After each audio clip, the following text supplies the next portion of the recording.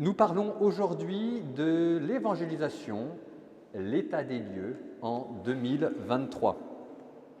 Ce que je vous propose, c'est que je fasse un topo, peut-être que je m'arrêterai de temps en temps pour que vous puissiez poser des questions. J'essayerai de ne pas me faire déborder par vos questions parce que généralement ça s'enchaîne à vitesse grand V. Donc je me réserverai le droit de dire 5 minutes de questions et au bout de 5 minutes de repartir sur des topos.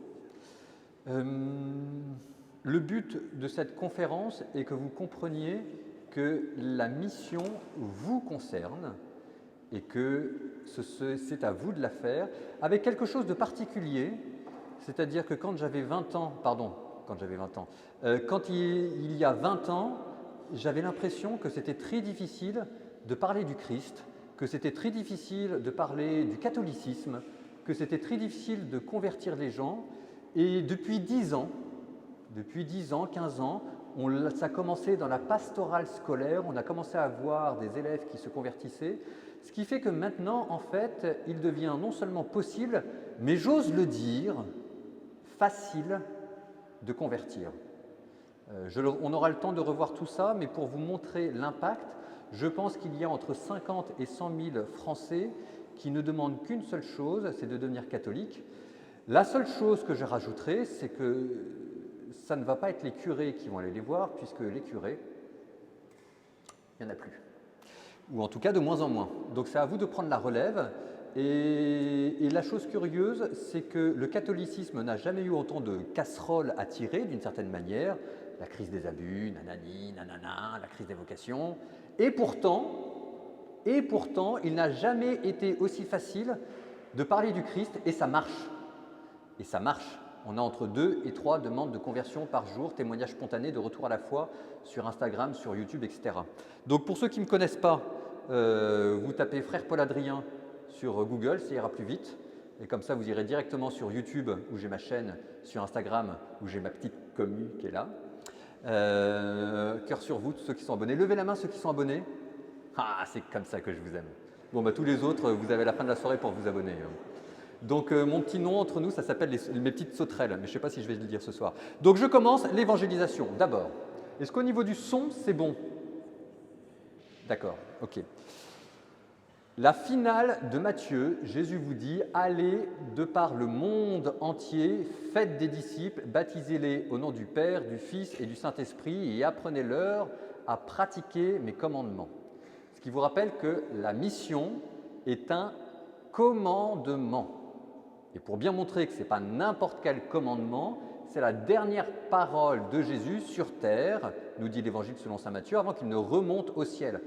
Donc, d'une certaine manière, c'est un commandement qui a autant de poids que « aimez-vous les uns les autres comme je vous ai aimé ». La manière dont vous aimez les non-chrétiens, c'est en leur témoignant de Jésus. Je le répète, la manière dont vous aimez les non-chrétiens, c'est la manière dont vous leur parlez de Jésus. Allez, de par le monde entier, faites des disciples, c'est vous que le Christ envoie. Je le redis, c'est son dernier commandement. Saint Paul dit, je ne me suis pas toujours appelé Paul Adrien. Avant, je m'appelais Adrien. Comme ça, vous saurez tout ce soir en partant de là. Je suis rentré dans un couvent et puis il y avait un Adrien qui était au-dessus de moi, un Adrien qui était en dessous de moi.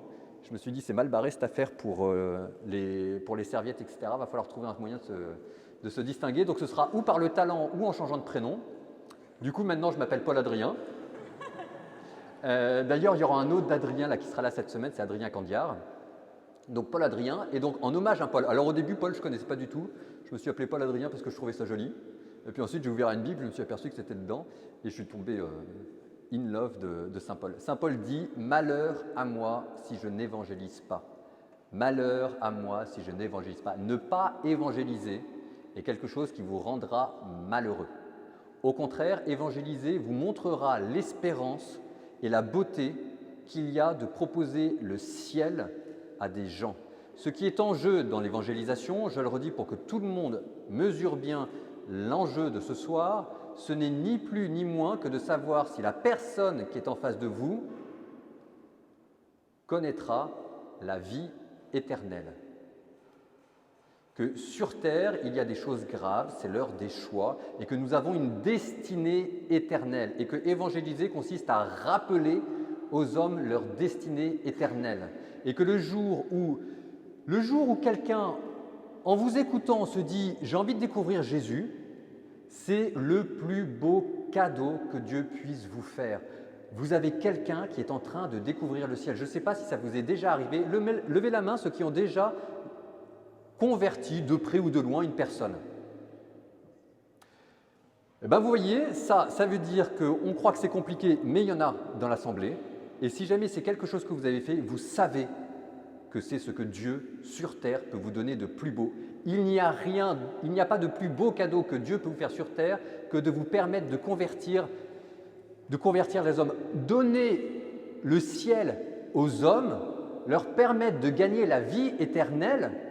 Mais quand vous avez ça, le soir, vous regardiez Dieu dans votre prière et vous dites « Maintenant, au Maître souverain, tu peux laisser son serviteur s'en aller. Votre vie est faite. » Donc, la mission. Simplement, ce qui est en jeu aujourd'hui, c'est que la mission, nous sommes au XXIe siècle. Donc la mission qui est au XXIe siècle, elle ne va pas se faire de la même manière qu'au IVe siècle, qu'au Ve siècle, qu'au Xe siècle. Donc avant, nous, XIXe siècle, on est encore pas mal sur ce modèle-là. On fonctionne sur le modèle du missionnaire expert. On va prendre à quelqu'un que Dieu a appelé, on va le mettre dans un séminaire, on croise les doigts pour que ce ne soit pas nous, que ce soit la personne en face. Seigneur, envoie des missionnaires pour ton Église, envoie des missionnaires pour ton Église. Yes! Donc voilà. Oh non, ça me faisait penser à un copain qui me disait « c'est bien que tu sois rentré au séminaire, comme ça tu pourras me marier ». J'ai dit « mon coco, je t'aime bien, mais je ne suis pas rentré au séminaire, je n'ai pas mis ma vie en l'air pour que toi tu puisses te marier ». Donc, bref, ça c'est autre chose, c'est la vie religieuse. Ça vous dit quand même que la vie religieuse, le grand histoire d'amour, c'est Dieu. Dieu seul suffit, quoi. C'est une grande histoire d'amour, c'est une grande aventure. Moi, quand j'avais 21 ans, j'ouvrais l'évangile et j'imaginais que Jésus était en train de fumer avec une cigarette avec moi, parce que ça, c'est le Jésus dans lequel je crois, et qu'ensuite on partait sur les routes de la Palestine et qu'on prêchait le royaume de Dieu. C'est la plus grande aventure. C'était complètement immature, mais ça m'a rendu heureux. Donc, avant, on avait le modèle du missionnaire, l'expert qu'on mettait au séminaire, et qui partait dans des contrées lointaines évangéliser tout le monde. Ça a marché. La grande figure, c'est l'Angleterre. Le pape Grégoire le Grand a envoyé un moine en Angleterre et l'Angleterre s'est convertie. Ensuite, on a eu un autre modèle qui est encore vivant aujourd'hui, sur lequel on fonctionne beaucoup, qui est pour vous certainement le grand modèle de l'évangélisation, qui est Annuncio. Donc Annuncio, c'est j'y vais pas. Je sors dans la rue, je ne sors pas dans la rue, hop, on se chauffe un petit peu, on sort dans la rue et on va aborder n'importe qui pour leur parler de Jésus. Ça, c'est un modèle qui a 30 ans, 40 ans, qui marche très bien, à ceci près que dans Annuncio, à mon avis, ça relève plus de l'exercice spirituel. C'est une manière de s'obliger à sortir de sa zone de confort pour aller témoigner du Christ, mais c'est un peu l'image de la pêche à la ligne. C'est-à-dire qu'il y a une personne et puis on va voir la personne. Avec un deuxième petite difficulté dans Annuncio, c'est que c'est compliqué de faire le SAV. C'est-à-dire que vous avez vu votre personne dans la street, dans la rue, quoi. Vous lui avez parlé du Christ, ça a marché, ça n'a pas marché, mais ensuite, qu'est-ce qui se passe? On ne sait pas très bien. Donc c'est les deux petites limites que je fais à Annuncio, et en ce moment, vous avez un autre grand modèle dont on va parler, qui est les réseaux sociaux. Alors les réseaux sociaux, c'est le chalutier. Annuncio, c'est la pêche à la ligne, et les réseaux sociaux, c'est on y va à 10-15 et on drague les filets et on ramène tout le monde au bout. Et pour vous, vous me direz que tout le monde n'est pas sur les modèles, sur les réseaux sociaux, mais ce sera aussi à vous de voir ce que peut signifier être chrétien dans la société qui arrive. Alors parlons un peu de votre société pour camper les choses. Si jamais vous regardez les stats, on va faire juste ça en 5 minutes, pas trop, c'est toujours bien de regarder exactement comment on prêche, qui on prêche, etc. Moi, dominicain, le grand modèle de la prédication, c'est Saint Dominique. Dans ma tête, j'allais prêcher, j'allais mendier dans la rue, parce que dans ma tête, je vivais au XIIIe siècle. Donc j'étais avec ma guitare, je chantais le blues dans la rue, jusqu'à ce que mes belles-sœurs me disent que je chantais presque juste. Je me suis dit, il y a un message là. Et par hasard, par hasard, je me suis mis aux réseaux sociaux, j'avais juste un téléphone. Et au fur et à mesure, je me suis aperçu que ça marchait bien dans l'air du temps. Il y a plein d'autres manières d'évangéliser, hein.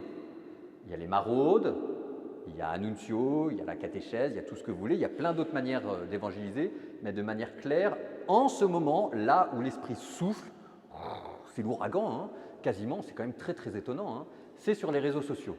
Enfin, quand je vous dis que c'est très étonnant, c'est que par exemple, quand je fais un chapelet en ligne, alors les premiers chapelets que je fais en ligne, il y avait Kevin qui était mon associé, alors c'était toujours, on se regardait stressé, moi je lui faisais les yeux de la mort pour dire n'appuie pas sur ce bouton-là, n'appuie pas sur ce bouton-là. Il appuyait sur ce bouton, il y avait tout qui partait, etc. Je passais. Alors avec une main, je gérais la connexion, avec une deuxième main, je gérais le chat, avec ma troisième main, j'étais avec le chapelet pour essayer de prier. Donc on n'y arrivait pas du tout, c'était purement mental. Donc en fait, ce que je veux vous dire là, c'est qu'il y a quelque chose de très étonnant quand je faisais des chapelets en ligne sur les réseaux sociaux, mon cœur n'y était pas. Ma tête n'y était pas parce que j'étais accaparé par les problèmes techniques. Donc je disais, tiens, sur le chat, il y a quelqu'un qui nous a demandé de prier pour son fils atteint d'une maladie incurable. Prions, disons, je vous salue Marie pour cette personne. Et paf, le lendemain matin, la personne était guérie. Terminé. Ensuite, je fais ma petite story Instagram pour dire envoyez-moi vos intentions de prière. J'étais en journée off chez ma sœur. Donc une journée off chez ma sœur, ça consiste à dormir et à manger. C'est très sympa. C'est très vivement les vacances. Donc là, j'étais en train de faire mon chapelet et en gros, je m'endormais à chaque Je vous salue Marie. Il y en avait 50, ça m'a pris toute l'après-midi. Donc j'avais une intention de prière, un Je vous salue Marie et le lendemain matin, j'ai 5-6 témoignages de miracles qui se sont passés. Donc Dieu existe, Dieu est présent sur les réseaux sociaux. Et ça, quand je vous dis que ça marche dans l'air du temps, c'est-à-dire que si jamais vous regardez les stats, un étudiant vous passez, non pas 1 heure par jour, non pas 2 heures par jour, mais je dis bien, c'est quasiment 5 heures par jour. À Garges-les-Gonesse, j'ai découvert à Garges-les-Gonesse, donc c'était la communauté chaldéenne, extraordinaire cette communauté, c'était 9 heures par jour. Je me dis, mais comment on peut passer 9 heures par jour devant TikTok? Je dis, oh, c'est très facile, il suffit de scroller. Donc vous, a priori, je pense qu'on doit être dans les 3 heures, 4 heures. Donc ça veut dire que les gens vivent sur les réseaux sociaux. Ça veut dire que les gens vivent sur les réseaux sociaux et que les cafés ont disparu, par exemple. Avant, tout le monde allait dans les cafés-bars. Alors maintenant, ils vont sur les réseaux sociaux. Donc ça, les statistiques, 3 heures de votre vie par jour. Donc si jamais vous faites x7 par semaine, ça fait environ 21 heures par semaine. Donc ça fait une journée par semaine. Une journée par semaine, allez, si jamais on fait, il y a 56 semaines, donc ça fait 50 jours. On va compter large, on va se dire 1 mois, entre 1 et 2 mois. Donc on va dire qu'il vous reste encore 60 ans à vivre. Donc ça vous fait 60 mois. Donc 60 mois, ça fait combien d'années? Ça fait au moins 2 ans, 3 ans. Donc ce que je suis en train de vous dire, c'est que le temps que vous passez sur les réseaux sociaux, ça ne se compte pas en termes d'heures, ça se compte en termes d'années. Ce qui veut dire qu'apprendre à bien utiliser les réseaux sociaux, ça veut dire que c'est apprendre à bien utiliser 2-3 ans de votre vie. Donc ça vaut le coup. Et apprendre à évangéliser sur les réseaux sociaux, c'est comme si jamais vous me disiez « je vais partir faire de l'humanitaire avec Fidesco, avec Point Cœur ou je ne sais pas quoi ». C'est exactement la même chose. Se mettre sur les réseaux sociaux pour évangéliser, c'est comparable à un service civique de 2 ans à Point Cœur ou à Fidesco. L'avantage, c'est que ça ne coûte rien, vous êtes chez vous, et en plus de temps en temps, on est sur des trucs drôles sur TikTok. Donc allez-y. L'autre chose aussi, c'est que vous connaissez l'Église, vous savez comme moi que l'Église ne va pas bien en ce moment. On ne va pas faire tout le tour du problème ce soir, mais donc il n'y a plus de prêtres ou il y a moins de prêtres. Donc les cocos, ça va être à vous d'évangéliser, parce que c'est très simple, si vous ne le faites pas, il n'y aura plus personne qui le fera. Donc allez-y. Ce qui veut dire aussi qu'on est passé de 45% du catholicisme à 25%, donc là on est un peu en régression, on pourrait dire ça. Par contre, le nombre de baptêmes d'adultes augmente de manière propre, claire et nette.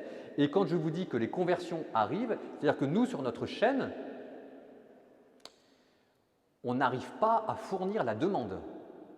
Donc, je répète pour que tout le monde comprenne bien, nous, sur notre chaîne, on n'arrive pas à fournir la demande. Et j'ai pas de formation, hein. A priori, quand j'ai commencé sur TikTok, etc., de toute façon, c'est simple, j'avais même pas de téléphone portable. J'ai acheté un téléphone portable pour faire une ou deux petites vidéos et les mettre. Donc, si j'y suis arrivé, vous pouvez le faire. Donc ça, c'est les réseaux. Toujours sur les réseaux, nous ne sommes pas les premiers. En ce moment, sur les réseaux, vous avez ce qui s'apparente à quelque chose comme une sorte de guerre des religions sur les réseaux. Donc on va juste faire un petit état des lieux. Levez la main ceux qui sont sur YouTube de temps en temps. Ouais, tout le monde, bravo, c'est vous les meilleurs, c'est la meilleure plateforme sociale. Abonnez-vous. Levez la main ceux qui sont sur Instagram. Donc là, levez la main ceux qui sont sur TikTok. Je lève la main, je ne lève pas la main. Voilà. Levez la main ceux qui sont sur Discord. Ça, c'est mes préférés. Ok. Levez la main ceux qui sont sur Twitter. Ouais, ça, c'est les rageux, là. Baissez la main, baissez la main, baissez la main, baissez la main. Donc, vous voyez, donc je redis, levez la main ceux qui sont sur TikTok. Bon, en ce moment, c'est sur TikTok que c'est TikTok qui donne le ton sur l'évangélisation. Donc, c'est quelque chose qui est très important. Surveillez TikTok. J'ai un peu du mal à le dire parce que moi, je n'ai pas très bien compris comment ça marchait TikTok. Kevin me disait, c'est mon associé, la différence entre YouTube et TikTok, c'est la différence entre évangéliser dans le salon ou évangéliser aux chiottes. Mais moi je dis, tout est possible. Donc je vous dis sur TikTok, ça c'est le réseau social qui donne le ton. Et sur TikTok, il y a quelque chose qui est assez dramatique, c'est que ça cogne. Parfois je me demande si TikTok n'est pas plus méchant que Twitter. C'est sur TikTok que je me suis dit de manière définitive que les gens étaient méchants. Donc sur TikTok, ça cogne, mais vraiment ça cogne. Ça veut dire que vous avez les musulmans qui en mettent plein la tête sur les chrétiens. Donc Jésus ne connaît pas la date de la fin du monde. Vous avez les protestants évangéliques qui en mettent plein la tête sur les catholiques. Les catholiques sont mariolâtres, ils s'agenouillent devant des statues, etc. Parce que, je vous dis ça parce qu'en ce moment, il y a une campagne de désinformation contre le catholicisme, qui est organisée de manière un peu sauvage, par de l'apologétique crasse, un peu méchante. Nous prêchons le dialogue pour les religions, mais pour prêcher le dialogue pour les religions, il y a d'abord un obstacle à franchir, une barrière à l'entrée, ça veut dire qu'il faut d'abord prouver que vous êtes un interlocuteur digne et qu'on respecte. Vous n'avez peut-être pas besoin de TikTok, mais un lycéen de 16 ans a besoin que quelqu'un l'aide sur TikTok.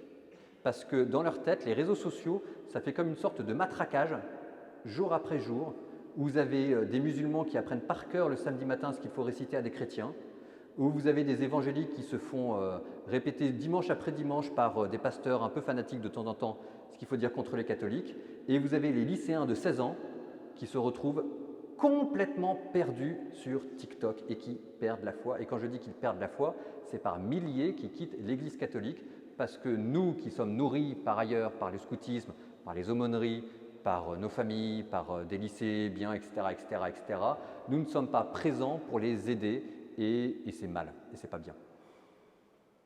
Donc, évangéliser sur les réseaux sociaux demande de se convertir. Évangéliser sur les réseaux sociaux demande de se convertir, ça veut dire arrêter de regarder de haut les réseaux sociaux.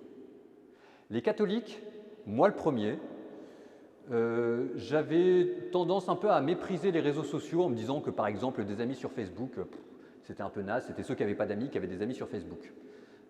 Ou alors ensuite quand TikTok est arrivé de me dire que ça c'était pour... c'était naze quoi. Et je regardais ça un peu de haut. Au fur et à mesure que j'ai fait de la pastorale, je me suis aperçu d'une chose, c'est que les réseaux sociaux étaient beaucoup moins superficiels que ça n'en avait l'air et qu'un ami sur Facebook pouvait être un vrai ami et qu'il y avait des véritables communautés qui existaient.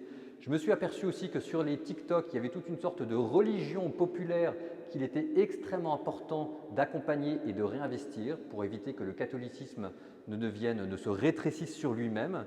Et donc, je vous dis ça parce que nous, catholiques, parfois considérons les réseaux sociaux un peu comme les pharisiens considéraient le bas peuple. Et il faut y aller, ce n'est pas chrétien. Par exemple, une question qu'on me pose souvent, c'est « Mon père, on ne va quand même pas aller sur les réseaux sociaux alors qu'on est plutôt censé réduire le temps qu'on passe sur les réseaux sociaux. » C'est vrai et c'est faux. Vous êtes censé réduire le temps que vous passez sur les réseaux sociaux à titre personnel pour glandouiller sur TikTok, etc. Ok, c'est une chose. Mais ensuite, vous êtes bien formé ou vous êtes en train de vous fermer dans le catholicisme. Et Jésus nous a dit, je ne suis pas venu pour les justes, je suis venu pour les pécheurs. Et Jésus allait dans les maisons des publicains et des ivrognes. Alors je ne dis pas que les gens qui sont sur TikTok sont des ivrognes, des publicains, etc. Mais ça veut dire qu'il faut pas, ça veut dire qu'il faut y aller. Ça veut dire que c'est pour ces personnes de partout que Jésus allait. TikTok est extraordinaire. Moi, TikTok, j'ai fait un live sur TikTok. Et à un moment, je ne sais pas ce qui s'est passé par la magie de l'algorithme. On était 900 en live et je me suis retrouvé dans les salons des HLM du 9-3. Des personnes qui jamais n'iront à l'église. Ils n'avaient jamais parlé à un prêtre. Donc de temps en temps, par la magie de l'algorithme, vous rencontrez avec des populations entières, ce sera la première fois et peut-être la dernière fois qu'ils rencontreront un chrétien. Vous ne pouvez pas leur refuser ça. Vous ne pouvez pas rater cette expérience, cette fenêtre de tir. Et je le redis, ne vous dites pas d'autres personnes vont le faire, ne vous dites pas d'autres personnes vont le faire, ne vous dites pas d'autres personnes vont le faire, parce que c'est vous l'église de demain. Au revoir tout le monde. L'amour vaincra quand même. Hein. Ils s'en vont. Donc, ce que je veux vous dire, c'est que c'est à vous de prendre le relais. Comment se fait-il que les protestants y arrivent et pas les catholiques? Comment se fait-il que les musulmans y arrivent et pas les catholiques? Comment se fait-il que les athées y arrivent et pas les catholiques? Comment se fait-il que nous, catholiques, nous soyons à ce point-là complexés que de faire une story Instagram avec marqué « Merci Jésus pour cette belle crèche », on a l'impression qu'on va perdre notre boulot, nos amis et que tout le monde va nous traiter de pédophiles jusqu'à la fin des jours. Les enfants, mettez-vous un coup de pied aux fesses et allez-y, le monde vous attend. Et avec ceci en plus, c'est qu'en ce moment, le catholicisme est en train de vous donner un petit côté vintage. C'est-à-dire qu'il y a un petit côté folklorique dans la religion catholique. C'est-à-dire qu'à chaque fois qu'il y a une fête ou des trucs comme ça, il y a toujours une petite story Instagram à faire. Donc, dans votre profil, vous pouvez le soigner. Quand vous faites une belle crèche, vous pouvez faire une story. D'autres choses aussi. Mais comment se fait-il que les catholiques, qui sont censés être la religion la plus communautaire, et les algorithmes favorisent ça? Normalement, c'est nous que les algorithmes devraient favoriser. On n'a même pas l'idée de suivre des prêtres, des religieuses ou des laïcs catholiques. Quand on a un catholique qui fait de la mission sur TikTok, on devrait être les premiers à s'abonner et à lui dire « Vas-y mon coco, je t'embrasse, je suis derrière toi, je te soutiens ». Ça aussi, c'est de faire de la mission. Si jamais vous lâchez un like, si jamais vous lâchez un commentaire, l'algorithme favorise. Ça, j'appelle ça l'évangélisation passive. Ok, on n'est pas tous là pour prendre des photos, des selfies, pour dire « Salut YouTube ». Mais s'abonner à quelqu'un, commenter de manière positive. Vous savez que quand je fais une vidéo sur YouTube, les gens regardent tous les commentaires. Et moi, je ne peux pas répondre dans les commentaires. Parce que si je réponds dans les commentaires, ça part dans les tours, c'est terminé, on ne s'en sort plus. Mais dans les commentaires, vous avez des gens qui vous disent « Comment est-ce que je peux faire pour me baptiser ?» Et il n'y a personne qui leur répond. Ou alors, il y a des gens qui vont leur dire, si jamais tu veux, j'ai un site YouTube pour t'apprendre la voyance avec l'évangile et puis les pierres magnétiques, etc. Donc, il faut aller regarder les commentaires. On a d'autres personnes qui vont faire la campagne de désinformation. J'ai fait un live sur les émeutes parce qu'il y a un moment donné, on n'arrête pas de nous dire que les curés, ils font des trucs, ça n'a aucun rapport avec la vie réelle. Donc moi, Paul Adrien, je prends mon live, mon micro, mon verre de coca et je dis, ce soir, on parle des émeutes. Comme ça, on ne pourra pas dire que le clergé ne met pas les mains dans le cambouis. Ça a été tellement haineux dans les commentaires que tous les petits jeunes que j'étais en train de ramener au catholicisme, ils se sont tous barrés. Je me suis dit, mais si jamais c'est ça, le catholicisme, ce n'est pas possible. Comment se fait-il que sur Internet, les seuls que l'on entende qui s'expriment, ce soient les rageux? Alors, la majorité silencieuse, il faut qu'elle s'exprime. Faire un commentaire, commenter, c'est hyper important. Moi, je ne peux pas le faire pour le coup. Donc, ça, c'est une manière de favoriser l'algorithme. De la même manière, votre algorithme, ça se dompte. L'algorithme de TikTok, c'est quelque chose qui… Ça révèle… Imaginez qu'un jour, au jugement dernier, pour savoir qui on était, Dieu regarde notre algorithme TikTok. Parce qu'il y a quand même quelque chose d'extraordinaire sur TikTok. C'est que l'algorithme, il est quand même vachement bien fait. Parce qu'au début, moi, je ne supportais pas TikTok. Je trouvais que c'était complètement débile. Mais au bout de 2 mois, parce qu'en plus, j'étais obligé pour le boulot quand même d'essayer de comprendre. Au bout de 2 mois, j'étais devenu accro à mon algorithme parce qu'il avait très bien repéré ce que j'aimais. Donc en gros, j'avais tous les blagues d'humour les plus lourdes, etc. Moi, ça me faisait regarder. Donc voilà. Donc l'algorithme TikTok dit quelque chose aussi de ce que vous êtes. Alors je suis désolé, c'est la mauvaise nouvelle du soir. La bonne nouvelle, c'est que ça se dompte et ça s'apprivoise. Donc de temps en temps, vous pouvez vous forcer aussi de regarder des réels, des TikTok qui parlent de Jésus. Évidemment, c'est moins fun que les dernières trends ou je ne sais pas quoi. Mais ça fait partie de la discipline spirituelle. La discipline spirituelle sur les réseaux sociaux, ça existe aussi. Évangéliser les autres, c'est aussi évangéliser son algorithme social. Donc de temps en temps, montre en main, toutes les 5 minutes. En fait, c'est peut-être à moi que je suis en train de parler parce qu'il continue de me proposer des réels débiles. Mais donc de temps en temps, normalement, on est censé regarder un truc un peu sérieux, corporate, catholique. Donc, vous regardez sur TikTok, sur Instagram, sur YouTube, les catholiques et vous êtes d'accord avec lui, vous n'êtes pas d'accord avec lui, on s'en fout. C'est comme les vieux qui mettaient des pouces vers le bas dans cette époque lointaine où il y avait encore des pouces vers le bas sur YouTube. Les vieux mettaient un pouce vers le bas parce que je parlais trop vite. Alors que moi, je faisais exprès de parler trop vite. C'était mon filtre anti-vieux. Donc je parlais trop vite, comme ça, c'était normalement, ça repoussait l'algorithme vers les jeunes. Et les vieux, ils étaient désemparés. Et donc, ils mettaient un pouce vers le bas. Ils disaient, parce que c'est très bien, monsieur le curé, on a besoin de gens comme vous, mais parlez trop vite, pouce vers le bas. Et donc moi, j'avais mes vidéos qui descendaient. Vieux. Merci les vieux. Donc ne devenez pas vieux et mettez des pouces vers le haut, d'accord? Donc ça, c'est l'évangélisation passive. L'évangélisation active, c'est quand vous faites du contenu. Levez la main, ceux qui ont déjà fait une story chrétienne. Ah, c'est pas mal. À force de râler, à force de dire et de redire la même chose, c'est pas mal. Donc là, on a à peu près un tiers, la moitié. Écoutez, là, vous êtes au JMJ.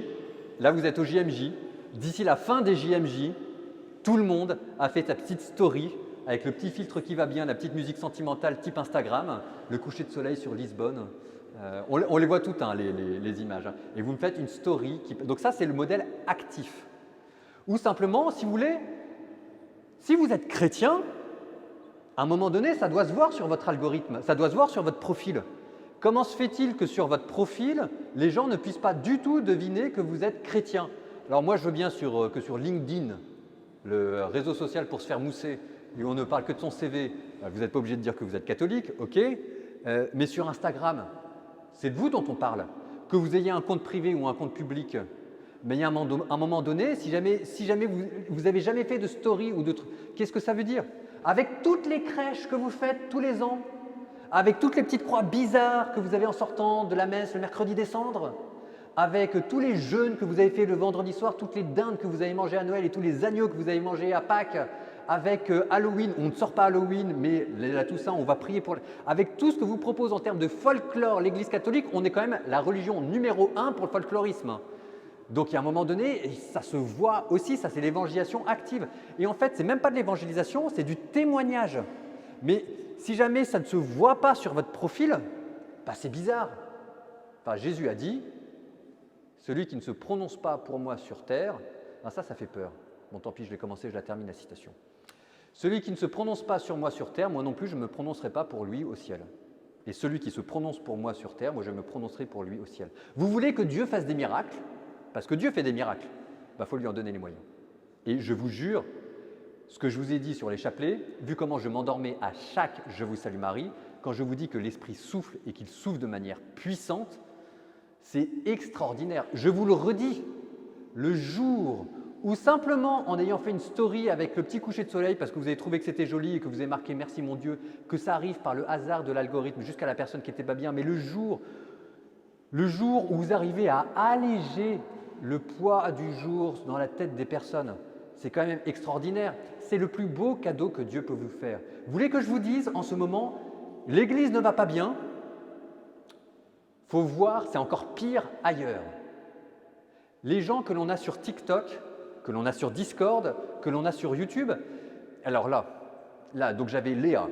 Léa a 17 ans, qui m'expliquait, alors moi c'était ma petite story Instagram, faites-moi un témoignage si jamais pour vous c'est difficile d'être chrétien. Je dis, ah bah Léa, ah bah oui, moi c'était pas très facile parce que mon père voulait pas que je parle du christianisme, donc aux heures des repas, il m'enfermait dans ma chambre, j'avais pas le droit de sortir. Donc je mangeais toute seule, 16 ans. Ça relativise nos problèmes. Donc en France, vous avez des gens qui sont enfermés par leurs parents dans leur chambre pour pas qu'ils ne parlent du Christ à table. Donc ensuite, vous aviez les Tunisiennes, les Algériennes qui vous expliquaient qu'elles étaient chrétiennes, mais qu'elles étaient en train de se demander quand est-ce qu'elles diraient qu'elles étaient chrétiennes à leurs parents, parce que c'était le même jour qu'elles allaient leur dire adieu. Vous avez aussi toutes les personnes, des transgenres, des homosexuels, qui n'osent pas venir dans les églises. À tort, à raison, on s'y prend bien, on s'y prend pas bien, je m'en fous, ce n'est pas le sujet de ce soir. Mais le nombre de personnes qui, comme ils sont dans des situations délicates, n'osent pas rentrer dans les églises, mais à chaque fois que je fais une vidéo sur l'homosexualité, on a sur Discord, on en a 50 personnes homosexuelles ou transgenres, etc., qui arrivent pour nous dire « aidez-moi parce que je voudrais devenir chrétien, mais je ne sais pas comment faire ». Les réseaux sociaux sont pour elles la seule manière de se rapprocher du Christ. Ou alors, vous avez CamCam, qui vient d'une famille juive, aucun ami chrétien, aucun ami chrétien. Elle ne savait pas ce que c'était qu'une paroisse, elle ne savait pas ce que c'était qu'une église. Elle ne savait rien faire. Et les gens se convertissent maintenant en allant sur les réseaux sociaux. C'est-à-dire, moi avant, j'allais sur YouTube et je faisais tuto, j'ai cassé ma machine à laver, comment la réparer. Maintenant, j'ai fait un tuto, comment devenir chrétien. 40 000 vues. Et puis maintenant, c'est comme ça que les gens se convertissent. Alors, vous n'allez peut-être pas tous faire des tutos, comment devenir chrétien. Mais ce que je suis en train de vous dire, c'est que je suis en train de déployer toute une palette. Les commentaires, liker, s'abonner, utiliser son réseau, utiliser son algorithme. Ça, c'est le stade 0. Ensuite, de temps en temps, une petite story, vous voyez, c'est le stade +1. Et puis après, vous pouvez ou bien, si vous voulez aller plus loin, ou bien vous mettre à vraiment produire. Dans ce cas-là, on se forme, on y va, on apprend l'apologétique, on apprend le montage, etc. Coup de tuto YouTube. Moi, j'ai commencé, c'était vraiment laid comme le péché. Donc, n'attendez pas d'être prêts. Mes belles-sœurs, toujours mes belles-sœurs, m'ont dit que c'était bien, mais qu'il faudrait que j'arrête les arrière-fonds de curé moisis. Parce que moi, j'étais très content. En plus, j'avais passé du temps. Enfin, bon, pourquoi je parle de ça? Enfin, oubliez ça. Ça veut dire tout ça que vous avez plus de goût que moi pour faire des stories normalement. Donc, vous y arriverez. Et puis, si jamais vous ne voulez pas produire, vous pouvez aussi accompagner, aider quelqu'un qui, lui, produit. Nous, on est sous-staffés. Alors, je ne vous dis pas de venir nous aider, mais il y a sœur Albertine, il y a le meilleur d'entre nous, il a une tête, on a envie d'être son copain, Gaspard Craplet. Il faut aller le voir sur TikTok, c'est le meilleur d'entre nous sur Instagram. Il a une tête, il a la tête du mec sympa. Donc, vous vous rapprochez de quelqu'un et puis vous lui proposez de l'aide. L'aide, ça peut être l'aider à répondre aux commentaires, ça peut être lui donner de l'argent, ça peut être l'aider à monter, ça peut être tout ce que vous voulez, mais il y a tout ça. Je le redis, en ce moment, le simple fait de témoigner que vous êtes chrétien suffit déjà à convertir. Je ne sais pas comment ça se fait alors qu'on a toutes les casseroles derrière nous, mais le simple fait de dire que vous êtes catholique peut convertir des gens. Je regarde l'heure, parce que moi sinon je suis parti. D'où Jésus. Il est 21. Petite pause. Est-ce qu'il y a des questions? Questions? Moi j'ai une petite question, parce que je me reconnais pas mal dans ce que vous dites sur les réseaux sociaux. J'ai créé un média qui parle d'écologie sur Instagram notamment, et je trouve que la difficulté, c'est que plus on développe ça, plus on voit que sa communauté se développe, et il y en a qui vont dans une direction, d'autres qui vont dans une autre, et nous on a notre trajectoire personnelle. Alors, je sais que j'essaie de parler un peu d'écologie chrétienne, et il y en a qui ne comprennent pas, il y en a qui comprennent. Et comment on fait nous pour trouver notre voie au milieu de gens qui voient de notre média d'une telle façon, d'autres qui voient de notre façon. Est-ce que vous pouvez reformuler votre question?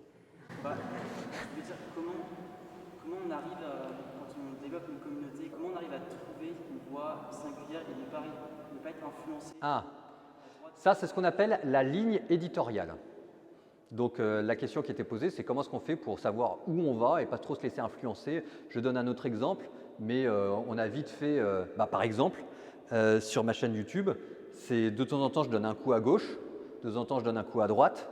et puis on essaye de trouver une voie moyenne pour essayer de rester fidèle à ce que moi j'appelle ma ligne éditoriale. Donc vous devez avoir une ligne éditoriale. Ça doit être à peu près clair dans votre tête. Donc moi, dans la mienne, c'est classique sur le fond, décalé sur la forme. Et ce que vous pouvez faire, c'est que vous faites aider et accompagner par des amis qui regardent si jamais vous restez droit dans vos bottes, fidèle à ce que vous êtes. Ça, c'est la première chose. Ensuite, pour trouver une voie originale, il faut se former. Il faut lire, il faut étudier. Ensuite, il faut aussi lire les commentaires. Par exemple, j'avais fait une vidéo, normalement je fais que ça, dans les sujets délicats, je commence par faire un crash test TikTok, donc là c'était sur l'avortement. J'avais fait 1 minute sur TikTok, j'avais bossé la vidéo, et évidemment ça a été l'apocalypse dans les commentaires, je n'osais plus sortir de ma chambre ou de mes toilettes, puisque TikTok c'est l'évangélisation dans les toilettes. Donc mon prieur m'a dit, si Paul Adrien, ne t'inquiète pas, sors quand même, etc. Enfin bon bref. Donc j'ai relu tous les commentaires, et je me suis dit, c'est pas possible qu'il y ait autant de commentaires négatifs. C'est pas que les gens qui ont un problème, ça veut dire aussi que j'ai mal dit les choses. Donc j'ai essayé de complètement me convertir pour essayer de reformuler les choses. Et j'ai dit sur le fond exactement la même chose, mais d'une manière totalement différente. Donc en essayant de sourire au bon moment, en essayant de comprendre qu'en fait, j'avais pas mis suffisamment l'accent sur le fait que j'avais compris que c'était compliqué, qu'il y avait beaucoup de détresse émotionnelle.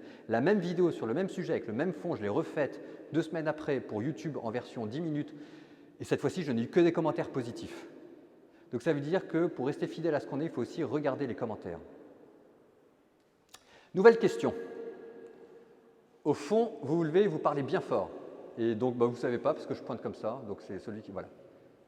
Est-ce que vous n'avez pas peur de la désinformation? Les réseaux sociaux aujourd'hui, c'est connu pour qu'il y ait de n'importe quoi. Il faut que les messages qui soient transmis, qui ne soient pas les messages de l'Église, qui soient transmis au nom de l'Église. Alors il y a plusieurs choses. Il y a le fait de la désinformation en général, et dans votre question, et le fait de la désinformation en particulier dans l'Église catholique. Alors sur la désinformation en général, il y a une vraie tendance à long terme. Le QI diminue en France, les gens deviennent bêtes. Et j'aimerais vous dire que ce n'est pas vrai, mais quand même, alors en même temps, à chaque fois, moi je vois que ma capacité d'attention est en train de se réduire. Donc en ce moment, en France, chaque année, vous avez 1% en plus de la population qui croit que la Terre est plate.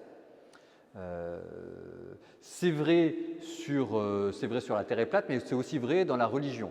Donc à la religion, là, ça commence à devenir vraiment très compliqué d'essayer de dire des choses parfois. Voilà, donc il y a une désinformation généralisée qui est en train de se produire, qui est un fait long, qui arrive, qui veut dire en fait que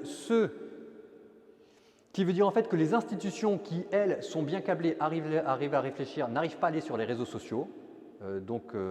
Par exemple, les scientifiques ne vont pas sur les réseaux sociaux, et donc ça laisse la chance aux platistes. Ou alors, les institutions religieuses ne vont pas sur les réseaux sociaux, et donc là aussi, ça laisse la place à des gens plus radicaux sur les réseaux sociaux.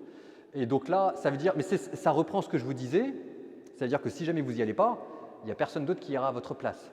Et dans l'Église catholique, il y a aussi de la désinformation qui arrive, ça c'est clair et net. Par exemple, il y a des gens qui sont découverts un sens à leur vie quand ils ont découvert ma chaîne YouTube et qui sont devenus mes ennemis personnels. Donc ils me haïssent et quand ils se lèvent le matin, ils ont un sens à leur vie, ils savent ce qu'ils vont faire. Donc par exemple, j'ai un abbé, alors lui, il s'était mis avec un col romain, sauf qu'en fait, il n'est pas catholique. Donc il se fait appeler par tout le monde abbé je sais pas quoi, exorciste traditionnel, et en fait il n'est pas prêtre, il n'est rien du tout, il a juste trouvé dans un magasin de déguisement une soutane. Et donc là, voilà, de la désinformation. Vous aviez une fausse bonne sœur aussi qui venait d'Afrique, qui avait un faux voile. Et puis ensuite, vous allez avoir toute une flopée de catholiques qui vont parler mal du catholicisme, mais vous ne pouvez pas les empêcher de le faire, parce que ça s'appelle la liberté d'expression et que c'est comme ça. C'est vrai que normalement, quand un catholique est pratiquant, il sait ce qu'il doit regarder. Donc par exemple, si jamais vous n'arrivez pas à savoir à quelle communauté il appartient, est-ce qu'il a une mission et est-ce qu'il est pratiquant, si jamais vous n'arrivez pas à le voir au bout de 3 clics, normalement vous devez vous dire qu'il y a un problème. Mais c'est vrai aussi qu'il y a peu de personnes qui arrivent à le voir, donc il y a de la désinformation. Vous n'allez pas pouvoir l'enlever parce que c'est comme ça, il n'y a pas les moyens juridiques pour faire quoi que ce soit, ça existe. Parfois, vous pouvez aussi avoir des prêtres qui de temps en temps se font plaisir sur les réseaux sociaux en disant n'importe quoi, ça peut arriver. La seule manière de le faire, c'est d'être présent sur les réseaux sociaux. C'est la seule manière de le faire. Donc c'est toujours ce que je vous dis. Il y a des désinformations. En ce moment, il y a une sorte d'apologétique crasse anticatholique qui est en train de s'instaurer. Si vous ne le faites pas, ce ne sera pas fait. Les curés ont des vies, ils ne s'en sortent pas. Par exemple, le padre blog fait ça sur ses heures personnelles.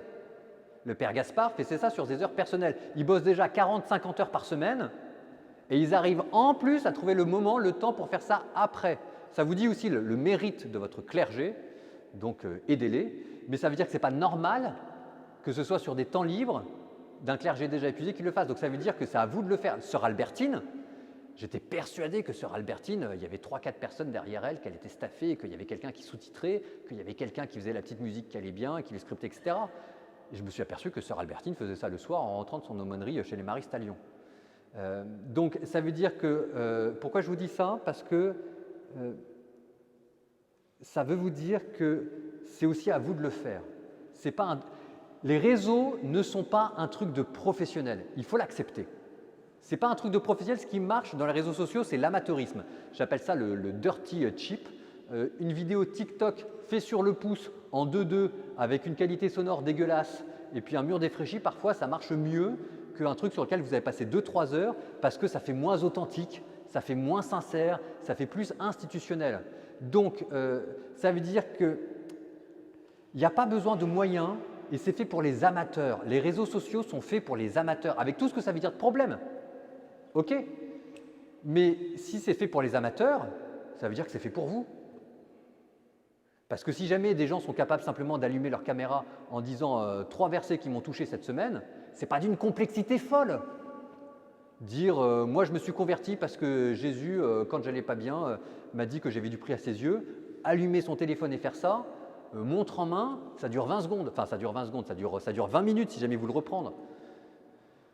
C'est pas, si vous voulez, ça ne demande pas Polytechnique, Bac+7 et 7 ans de théologie. Hein. Donc c'est le royaume de l'amateurisme, mais ça peut être dans le royaume de l'amateurisme dans le bon sens. C'est-à-dire que si jamais vous aimez Jésus, si jamais vous aimez le Christ, il y a un moment donné, ça doit déborder. Il y a un moment donné, si jamais le Christ pour vous est le sens de votre vie, si jamais le ciel est l'endroit vers lequel vous voulez aller, il y a un moment donné, vous ne savez pas comment, mais à un moment donné, vous vous retrouverez devant votre caméra face cam pour vous dire voici le verset qui m'a touché aujourd'hui. Et là, vous voyez, les questions d'information, désinformation, on est encore sur autre chose. Je le redis, les réseaux sociaux, c'est le règne de l'amateurisme. Et c'est comme ça que ça marche, TikTok. C'est comme ça qu'ils ont fait leur beurre.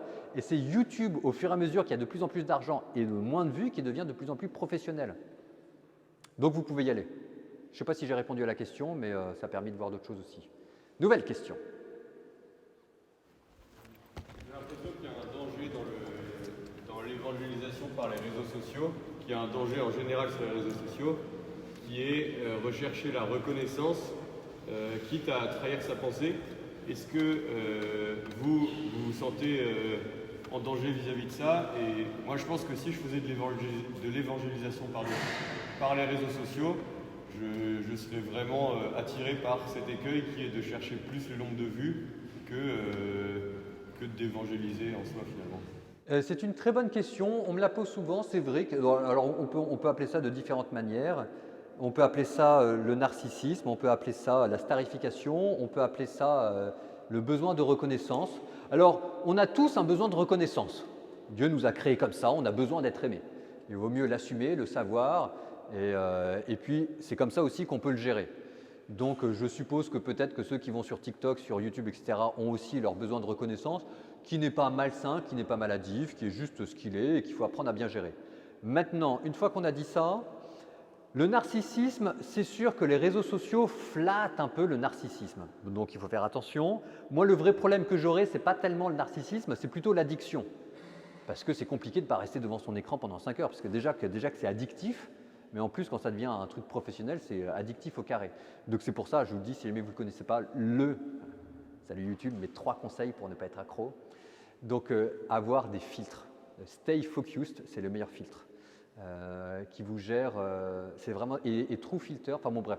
Donc moi, ce serait plutôt l'addiction le vrai problème. Maintenant, pour la starification, il faut regarder. Normalement, le nombre de vues, c'est le 2e critère. Le premier critère, c'est vous parlez au Christ. Normalement, la première personne, c'est vous parler à Dieu à travers les personnes qui vont vous voir. Vous cherchez une âme. Quand je faisais du blues, pourquoi je me suis mis au blues quand je faisais de la guitare? Parce qu'on disait que le rock cherche une foule, tandis que le blues cherche une âme. Bon, bah, votre vidéo, elle doit chercher une âme. Je me souviens que j'avais fait une vidéo dans laquelle je disais que je cherchais, si jamais j'arrivais à toucher une âme, c'était pour cette âme-là que je le faisais. Et ça avait touché beaucoup de gens d'ailleurs, et c'est vrai, donc ça, c'est votre premier critère. Le deuxième critère, après, c'est le nombre de vues, parce qu'il faut aussi qu'à faire des vidéos chic et choc, le but, c'est pas d'ennuyer les gens, quoi. Mais donc ça, toujours bien vérifier que ce soit le deuxième critère et jamais le premier. Donc, c'est à vous de voir où vous en êtes par rapport à ce critère-là. C'est-à-dire que de temps en temps, vous allez peut-être chercher une vidéo pour le nombre de vues. Qu'est-ce que j'ai fait pour le nombre de vues? J'ai fait l'Antéchrist. Ça, je savais que ça allait cartonner, ça a cartonné. Alors après, le truc que j'ai raté, moi, c'était Barbie. Je voulais faire une vidéo sur Barbie. Je m'en veux, j'ai pas eu le courage d'aller au cinéma regarder Barbie avec mon avis. Je me suis dit, ça va pas être possible, les gens vont pas supporter ça. Mais il y avait des choses à dire sur théologie, la théologie de la Barbie. Enfin bon, bref. Donc là, voilà, c'était sur le nombre de vues et puis pas. Ensuite, vous avez, moi généralement aussi, je demande à ma famille où j'en suis. Donc très régulièrement, je vais voir mon frère, ma sœur, ma mère. Je dis bon, ça va, est-ce que je suis encore à peu près supportable? Donc généralement mes belles-sœurs, toujours les belles-sœurs. Un jour, vous serez la belle-sœur de quelqu'un ou le beau-frère. Donc là, c'est vous qu'on viendra voir. Donc mes belles-sœurs me disent que je suis resté toujours aussi débile qu'avant. Dans leur tête, je suppose que ça veut dire un compliment. Donc là, vous voyez, ça veut dire que j'ai des avis extérieurs. Après, j'ai les frères. Les frères me rappellent allègrement que je n'ai pas inventé la poudre, je suis un petit moinillon parmi d'autres. Et que le couvent ne tourne pas autour de ma personne et que d'ailleurs ils ne regardent pas mes vidéos. Ils s'en foutent éperdument. Donc ça, c'est très agréable. Et puis après, il y a les commentaires. Donc le meilleur moyen pour se rappeler de qui on est, c'est les commentaires. Alors évidemment, quand je ne vais pas bien, je vais sur Instagram parce que les gens sont gentils sur Instagram. Et puis sinon, quand ça va un peu mieux, je vais sur YouTube. Et alors sur YouTube, c'est déjà un peu plus soft. Et pour ma pénitence, de temps en temps, je vais sur TikTok. Mais donc les commentaires vous rappellent à ce que vous êtes. Parce que dans la flopée des commentaires, il y en a toujours qui vont torpiller juste, qui vont appuyer là où ça fait mal et vous dire bah, en fait, il a raison, quoi. En fait, il a raison. Alors les commentaires, il y en a pour tous les goûts. Donc il y en a qui vous disent que vous êtes sataniste. Donc moi, parce qu'une fois, j'avais fait comme ça dans une vidéo. Ce qui, dans ma tête, en fait, reprenait un geste du Moyen-Âge, le geste de l'enseignement. Mais en fait, ça c'était 6, 6, 6. Donc j'ai appris que j'étais satanique. Donc ça, ce genre de commentaires, on l'enlève.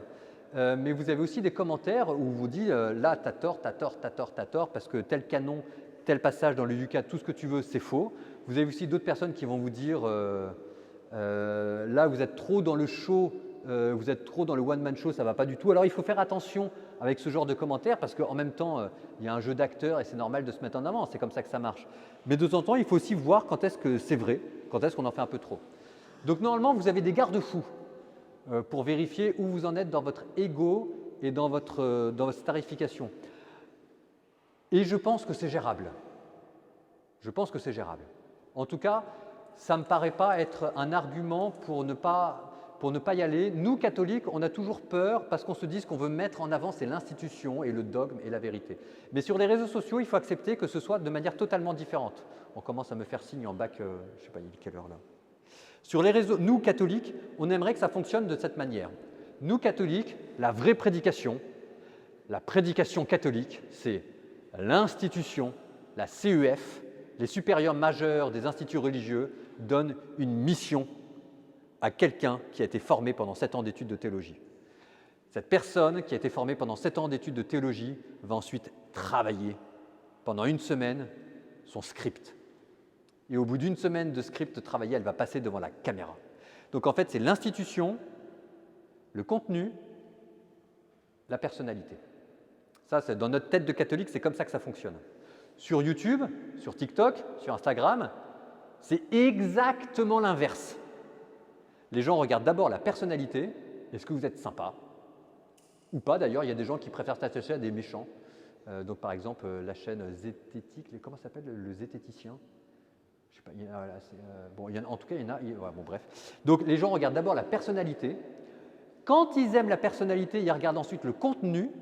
Et quand ils aiment le contenu, ensuite, ils regardent l'institution qu'il y a derrière. Et je trouve en fait que c'est peut-être plus sain comme manière de procéder parce qu'en fait, nous, religion de l'incarnation, religion du témoignage, religion de la charité, ben c'est bien aussi que ça marche comme ça. Ça veut dire qu'il faut qu'on sente qu'il y a une intelligence émotionnelle. Donc peut-être que la personne qui est narcissique ou qui fait attention à ça, elle a peut-être un avantage parce que sans dire qu'elle est dans un rapport de séduction, etc., mais elle va chercher à susciter l'adhésion de la personne. Et donc, elle va chercher à lui parler bien avec les bonnes émotions. Et en fait, c'est très, très bien. En fait, c'est vraiment très, très bien. C'est pour ça en fait, qu'on s'ennuie dans les sermons. On s'ennuie dans les sermons parce qu'on est avec une feuille de papier et qu'on lit une feuille de papier et qu'on n'est pas en train de parler avec des gens. Bon, je suis en train de dévier du sujet, mais tout ça, c'était pour vous dire que la starification ne me paraît pas être un problème majeur. Nouvelle question. Mademoiselle. En ce moment, j'ai un petit peu du mal avec l'évangélisation sur les réseaux sociaux, notamment parce que je vois beaucoup de catholiques se battre entre eux dans les réseaux sociaux et des comptes qui sont plus d'un mouvement que d'un autre, etc. Et en fait, j'avoue que je ne sais pas trop comment m'y retrouver. Alors, ça, c'est une très bonne remarque. Il y a des catholiques qui n'aiment pas les autres catholiques. Honte sur eux. Donc, vous avez parfois des catholiques, alors pour la dire de manière très simple, hein, vous avez des guéguerres entre les tradis et les charismatiques. Comme ça, tout le monde a compris. Hein. Des fois, quand on se posait des questions, on est en train de parler de quoi? Ben voilà, comme ça, tout le monde sait parler. C'est insupportable. C'est insupportable. C'est même un scandale. Le Christ nous a dit, c'est à l'amour que vous aurez les uns pour les autres que l'on reconnaîtra que vous êtes mes disciples. Et il a dit aussi, soyez un entre vous, unis, comme le Père, comme je suis dans le Père et comme moi je suis dans le Père, et voici que je vous envoie de par le monde. Ça veut dire que étaler les divisions catholiques sur la place publique est un péché contre la charité. Et c'est mal. Un jour, il y aura un jugement. Donc on ne déballe pas le linge sale en public, on prend sur soi. Donc c'est vrai que de temps en temps, il y a des guéguerres entre les tradis et les charismatiques. Et alors, c'est là où vous, majorité silencieuse, ben justement, ce serait bien que vous vous exprimiez un peu plus. Parce que sur les commentaires, on ne peut pas avoir une guerre de tranchées avec un coup à gauche, un coup à droite, etc. Il faut aussi que les gens pour qui ça parle un peu moins, etc., de temps en temps, rappellent l'essentiel qui est le Christ. Mais si jamais vous vous taisez, il se passe quoi? Ben, il n'y a plus que les énervés qui parlent. Donc le drame des vidéos religieuses, c'est que ce sont les militants, dans le mauvais sens du terme, qui sont favorisés par les algorithmes. Mais c'est là où vous n'avez pas d'excuses. Moi, je suis désolé, j'enfonce un peu le truc, mais si jamais vous vous dites « Mon Dieu, c'est horrible, c'est un scandale » et qu'ensuite vous vous retirez, ben en fait, vous leur donnez raison. Donc c'est précisément parce qu'il y a des catholiques qui étalent sur la place publique des divisions d'une manière qui n'est pas charitable que vous devez rappeler le précepte de la charité et que c'est un devoir. Ça s'appelle la correction fraternelle, c'est un devoir. Donc, pécher contre la charité, c'est grave. Alors une fois qu'on a dit ça, hein, il y a des très bons comptes tradis, il y a des très bons comptes charismatiques. Donc allez-y, faites-vous plaisir, mais ne laissez pas la dernière parole aux excités. Nouvelle question. Mademoiselle, parlez bien fort.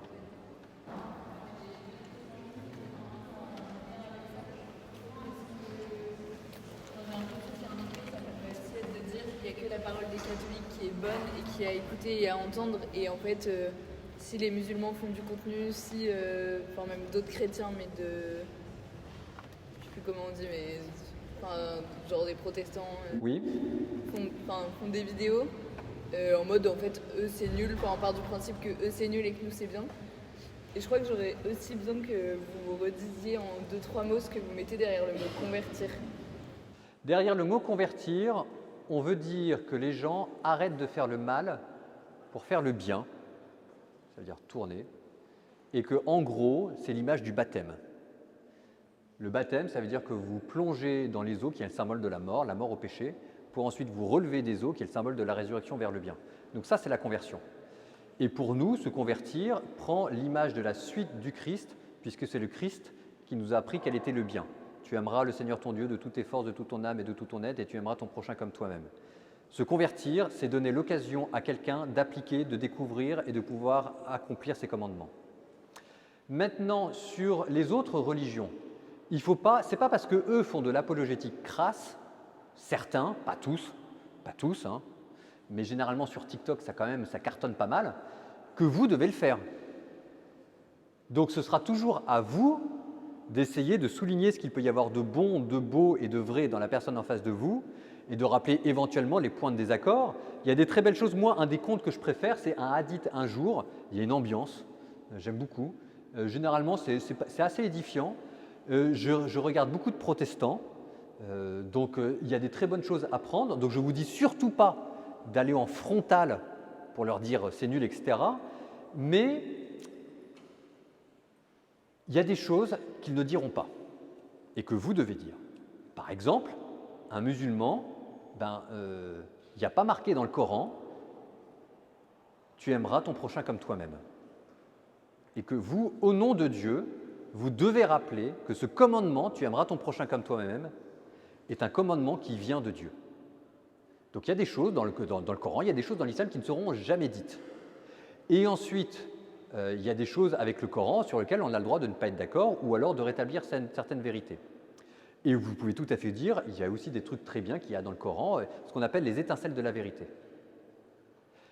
Pour les protestants, de la même manière, moi j'en suis plein, j'essaye de développer les collaborations avec eux, et donc généralement ils sont très forts en connaissance de la Bible, ils ont un côté très exhortatif qui vous pousse, ça c'est quand même, il y a de la ferveur chez eux, c'est très agréable. Mais il y a des choses que les protestants ne vous diront pas. Par exemple, un protestant ne vous dira pas que se confesser, c'est bien. Si jamais personne ne dit aux gens que de temps en temps il faut aller se confesser, ça veut dire que vous allez avoir des gens qui vont traîner des péchés gros comme une maison toute leur vie. Et ça, ce n'est pas ce que vous voulez pour eux. Donc, au nom de la miséricorde, au nom de Dieu, il y a des choses qui sont contenues dans le catholicisme qu'il n'y a pas dans la religion et qu'il faut dire au monde. Pardonner les péchés à travers la confession, le précepte de la charité, des choses comme ça. Et si nous ne le disons pas, personne ne le dira. Il faut voir ce que ça peut signifier que de confesser quelqu'un, par exemple quelqu'un qui a trompé sa femme, qui a traîné ça pendant 20 ans de sa vie, mais rongé par la culpabilité, et le jour où il découvre qu'il peut demander officiellement pardon à Dieu, et le jour où vous lui dites « je te pardonne au nom de Dieu », c'est une libération pour lui. Je suis en train de me faire jeter. On a le temps pour une dernière question et puis on arrête. Dernière question. Jeune homme. Je resterai là après pour les questions, ne vous inquiétez pas. Il faut parler plus fort. Qu'est-ce que vous pensez de la place de l'esthétique ? Qu'est-ce que je pense de la place de l'esthétique ? C'est une très bonne question et je vais pouvoir y répondre en 2 secondes, ça va être très bien, comme ça tout le monde sera content. Il y a une distinction entre la prédication populaire et la prédication des élitistes. Les deux sont très bien. De temps en temps, c'est bien de faire des prédications populaires. Chez l'Évangile, ça vous donne les paraboles. Et de temps en temps, il faut faire de la prédication érudite, élitiste, et ça vous donne le discours sur la montagne. Et c'est très bien, les deux sont très bien. La prédication érudite se caractérise par l'importance du fond sur la forme. Le fond est plus important que la forme. Ça vous donne des chaînes comme Arte, qui sont à la fois très bien et très ennuyeuses. Et vous avez la prédication populaire, où cette fois-ci, la forme est plus importante que le fond. Et donc l'esthétique est plus important du message. Et ça vous donne des choses comme Instagram. Enfin avant, parce que maintenant Instagram est un peu en train de dévier. Et donc là, ce qui était important, c'est d'avoir un contenu esthétique. Et c'est très bien aussi. Donc c'est à vous de savoir ce que vous voulez. Et c'est bien à la fois de temps en temps de prêcher aux élites et de temps en temps de prêcher aussi de manière populaire. C'est vrai que moi, quand je vais sur TikTok, de temps en temps, j'aime bien regarder des trucs qui sont bien faits, même quand on dit des bêtises. Par exemple, c'est vrai que j'écoute du rap ou du rock ou des trucs comme ça, les paroles ne sont pas terribles, mais j'aime bien la musique. Donc c'est très bien que de temps en temps, il y a un truc où l'esthétique soit plus importante. Ça s'appelle la prédication populaire. Il y en a besoin. Nous, catholiques, on n'en fait pas assez. On est surformés sur le fond et sous-formés sur la forme. Et le jour où… Non, je suis en train de partir, j'arrête. Nous nous levons pour dire à notre Père, pour que vous puissiez, à votre tour, je le redis ce que j'ai dit, le simple fait de témoigner du catholicisme, de ce que vous êtes, convertira des gens et j'aimerais que vous en soyez tous persuadés. Le simple fait de témoigner de qui vous êtes convertira des personnes. Donc nous prions pour les personnes que vous convertirez, parce que vous en convertirez. Au nom du Père et du Fils et du Saint-Esprit, Amen.